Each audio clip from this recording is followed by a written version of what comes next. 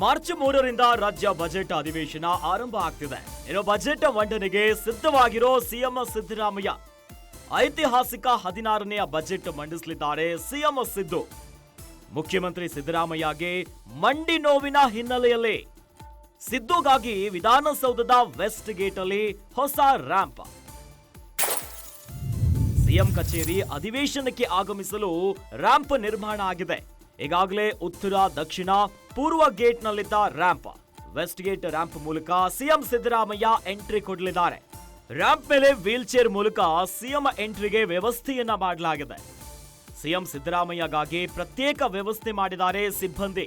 CM ಸಿದ್ದರಾಮಯ್ಯನವರಿಗೆ ಮಂಡಿ ನೋವಿನ ಹಿನ್ನೆಲೆಯಲ್ಲಿ ಆಸ್ಪತ್ರೆಗೆ ದಾಖಲಾಗಿದ್ರು. ಇತ್ತೀಚೆಗಷ್ಟೇ ಚಿಕಿತ್ಸೆಯನ್ನ ಪಡೆಯುತ್ತಿದ್ದಾರೆ. ಇನ್ನು ವೀಲ್ ಚೇರ್ ಇಂದನೇ ಓಡಾಡ್ತಿದ್ದಾರೆ.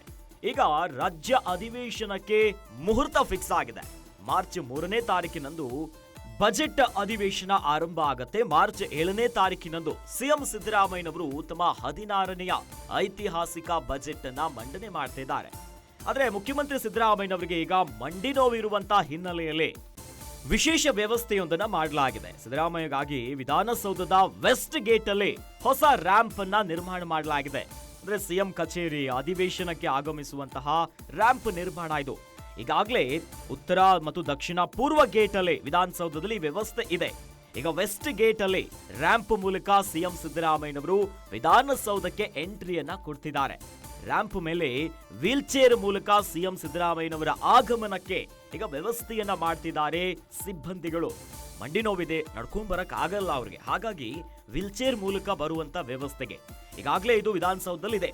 ಉತ್ತರ ಗೇಟ್ ಅಲ್ಲಿ, ದಕ್ಷಿಣದಲ್ಲಿ, ಪೂರ್ವದಲ್ಲಿ ಈ ಒಂದು ವ್ಯವಸ್ಥೆ ಇದೆ. ಸದ್ಯ ವೆಸ್ಟ್ ಗೇಟ್ ರ್ಯಾಂಪ್ ಮೂಲಕ ಸಿಎಂ ಸಿದ್ದರಾಮಯ್ಯನವರು ತಮ್ಮ ದಾಖಲೆಯ ಬಜೆಟ್ ಮಂಡನೆ, ಈ ಬಾರಿ 16ನೇ ಬಜೆಟ್ ಅನ್ನ ಮಂಡನೆ ಮಾಡಲಿದ್ದಾರೆ. ಸೊ ಹಾಗಾಗಿ ಸಿದ್ದರಾಮಯ್ಯನವರ ಮಂಡಿ ನೋವಿನ ಕಾರಣದಿಂದಾಗಿ ವೀಲ್ ಚೇರ್ ಅಲ್ಲಿ ಬರ್ತಿದ್ದಾರೆ. ಹಾಗಾಗಿ ಈ ವ್ಯವಸ್ಥೆಯನ್ನ ಮಾಡಲಾಗಿದೆ. ಸಿಎಂ ಸಿದ್ದರಾಮಯ್ಯಗಾಗಿ ಪ್ರತ್ಯೇಕ ವ್ಯವಸ್ಥೆಯನ್ನ ಮಾಡಿದ್ದಾರೆ ಸಿಬ್ಬಂದಿ.